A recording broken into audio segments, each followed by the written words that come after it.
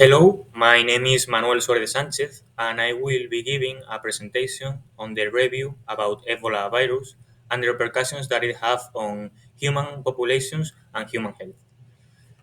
Um, First of all, we have to understand that Ebola is an infectious disease that affects thousands of people in the world. The worst Ebola virus outbreak in history resulted in 28,000 cases and 11,000 deaths. This, added to the high mortality of most of the subtypes, has raised the international awareness about this virus. This review is focused on providing information about the structure of the virus, as well as the different as well as the different complexes that it infects. For that, we'll first take a look at the classification, the symptoms and the repercussions on human health, the mononuclear and fibroreticular complex infection, and the mechanisms behind the hemorrhage and the intravascular coagulations, the repercussion on human populations, and finally, we'll conclude with methods of prevention and treatment. Well, we can classify the Ebola virus into the family of Filoviridae. This family, it is famous for causing lethal hemorrhage fevers on the host. The environmental changes caused by humans has raised the amount of outbreaks from this virus that we had since the last century. This Ebola virus has an envelope, stranded genome called a negative strand RNA virus. It has the ability of infect both primates and non-primates. In fact, this virus is a zoonotic virus, meaning that it can affect different kind of animals. The classification of this virus is made on different subtypes. The first two subtypes, the thyroid Ebola virus and Sudan Ebola virus, were for the first time detected for the first time in 1976 in a simultaneous outbreak. Then it was discovered the Reston Ebola virus in a USA outbreak, but this outbreak was very small, very controlled, and it didn't cause any deaths. The last two, the Thai forest Ebola virus and the Budingo Ebola virus, are two recent discoveries, one in Asia and the other one in Africa. For the repercussions on human health, we have to understand that the virus has an incubation period. This incubation period it lasts for from 4 to 10 days. The start of these symptoms are very similar to other virus that infect the respiratory system, as the rhinitis, which is the common flu, or even COVID-19. The first symptoms are non-specific and are very similar to these ones, like fever, muscle pain, headache, fatigue, and sore throat.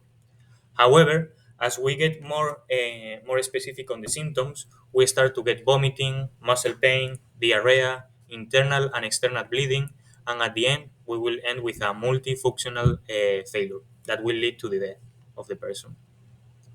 It is also very important to understand that the Ebola virus, after 5 days of not specific symptoms, it starts to infect gastrointestinal system, the respiratory system, the vascular, and finally the neurologic system.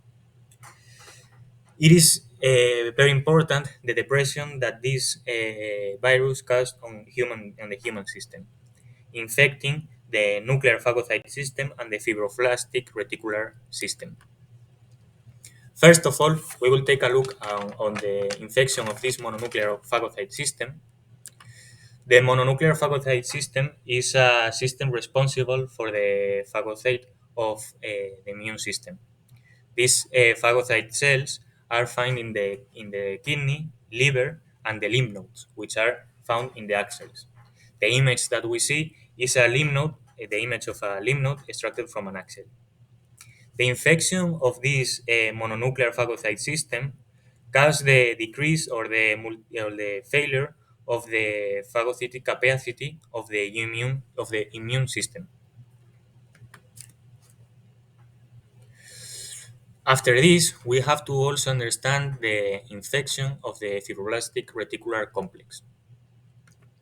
The cell network is a the fibroblastic reticular cell is a complex network associated with the lymph node that serves as a multifunctional system maximise. These are found like leukocytes, which is the image that we have right here. These leukocytes are the most important white blood cells and are non-mature immune system cells. The hemorrhage and intravascular coagulations are caused by the glycoprotein of the virus. These glycoproteins can be divided into envelope glycoproteins and non-structural glycoproteins. We'll first take a look at this envelope glycoprotein,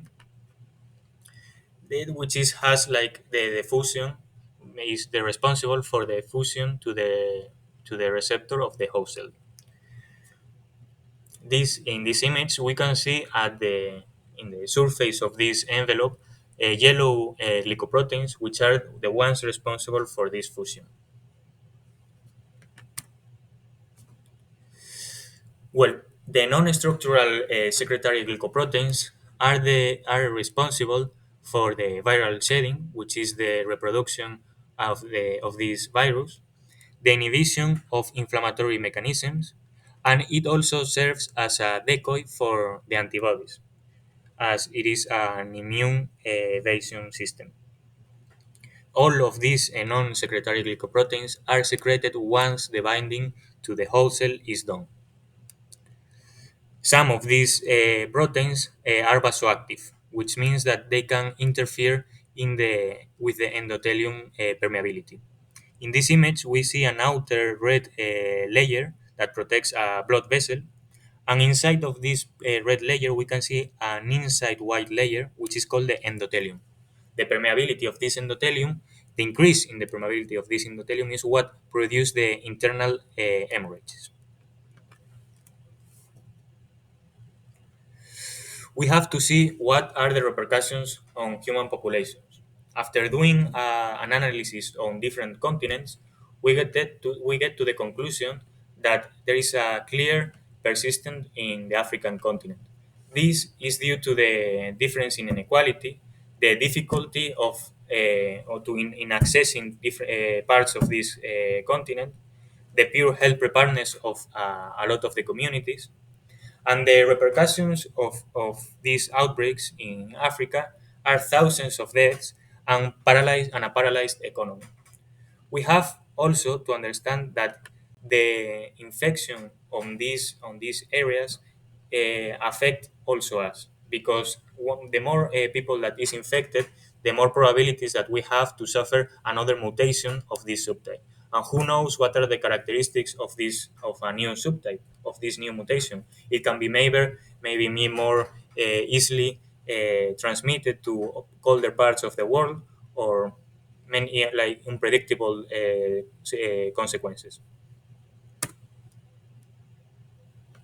For that, after taking into account the general repercussions, we can get general measurements of prevention, declaring a national emergency, declaring a national disaster management, creating an emergency operation centers, and flight limitations for communities that are suffering the outbreak.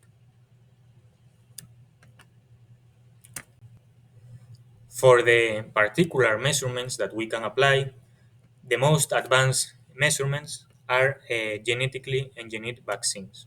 These engineered vaccines consist of plasmids of DNA or viral vectors that are being genetically modified to create an immune response against this virus, letting us be prepared for a next infection. For this, we can conclude on the importance of this disease and how important it is to create good measurements and effective measurements of prevention against it.